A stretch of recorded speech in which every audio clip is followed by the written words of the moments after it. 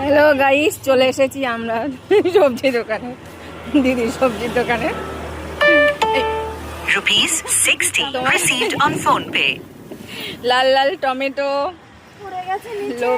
লৌকি, সব রকম সবজি আছে। কুন্দু, এটা হচ্ছে কি শাক ভাজি বলে দিদি? খাট্টা ভাজি। হ্যাঁ, এটা খাট্টা ভাজি বলে। খাট্টা ভাজি।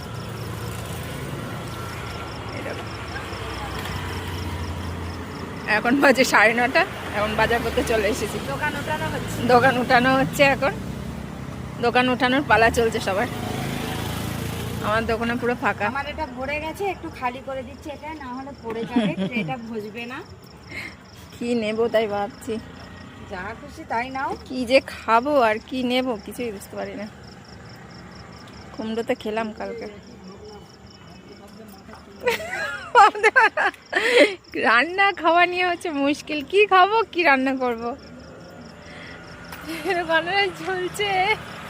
কারোর সাথে চাই বলবেন, পাঠিয়ে দেওয়া হবে অনলাইনে। দাদা পটল কত করে? 160 টাকা। বাপরে বাপ। 160 টাকা পটল। আর বেগুন কত করে? বেগুন 200 টাকা। হ্যালো গাইস, বেগুন 200 টাকা। শুনুন একটু, শুনুন কি অবস্থা আন্দামানের। অবস্থা খুবই খারাপ।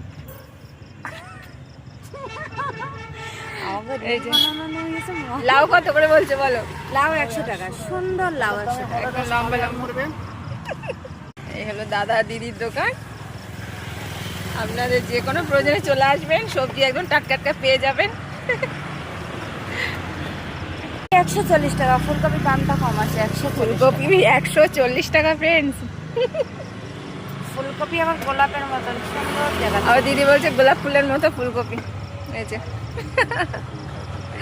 140 টাকা। দামটা তো এখন কমই আছে। এই যে ফ্রেন্ডস বাঁধাকপি, আন্দামানের পার্পল কালারের বাঁধাকপি, ভেতরেও এরকম কালার। বাঁধাকপিও একই রেট না? ও সাদা বাঁধাকপি কিলো, এও 100 রুপিয়া কিলো, ও 100 রুপিয়া কিলো, একই, শুধু কালারটাই আলাদা।